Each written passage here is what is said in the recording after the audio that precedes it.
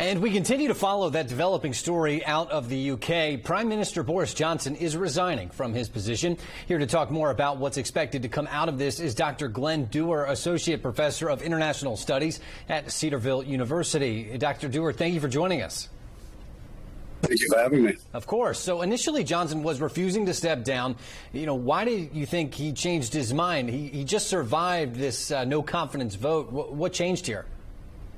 Yeah, there was a vote of non-confidence within the Conservative Party just a few weeks ago that he survived, but only with 58% of the vote, which is not overwhelming, but certainly he thought he could stay on. He then lost a couple of key by-elections, and there's just been mounting pressure, and a solid number of cabinet members and Conservative MPs have basically said, we're resigning from your government.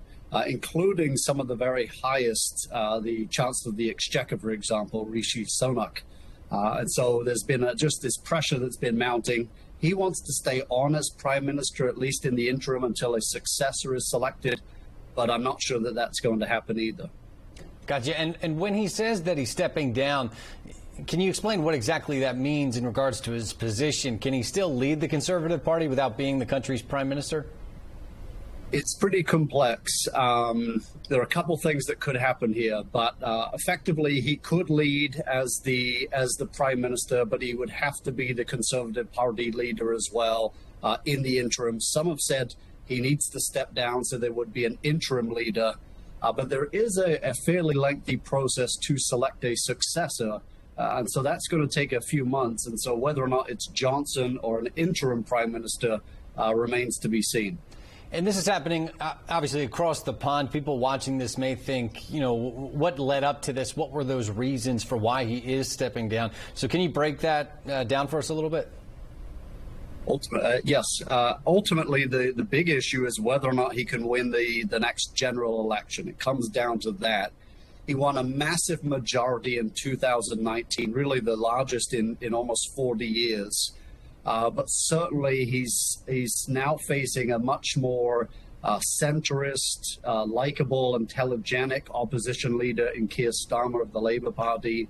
And the other big thing is he's been rocked with really controversy after controversy. The big issue was during the COVID lockdowns, he violated his own policy. And a lot of people even his supporters got very angry at him because he was enjoying parties with friends where people were being locked down, not able to see loved ones before they died of COVID. And so that was a massive scandal that rocked him. And he's had a number of bad weeks, despite being a relatively popular Prime Minister. And then briefly, if you can, what does this mean for the United States government? The United Kingdom is the fifth largest economy in the world. And so there's significant trade between the two countries. The United Kingdom is the eighth largest trading partner. It's a key NATO ally. After the United States, the British spend the second most on NATO. And if we think back to Afghanistan and Iraq with President Bush and Prime Minister Blair kind of arm in arm, there's a lot of that that goes on in what's dubbed the special relationship. And so any undulation here is going to have a little bit of tension. There's going to be an impact on the markets, for example. It's also worth noting that this is the third resignation of a prime minister in 6 years. So this is an ongoing sense of turmoil, despite the fact that the Conservative Party has led through it all. And I imagine that there'll probably be a general election at the end of this year or early next year as well. Got it. Well, Dr. Glen Duerr from Cedarville University, we appreciate your insight. Thank you. My pleasure. Thank you for having me.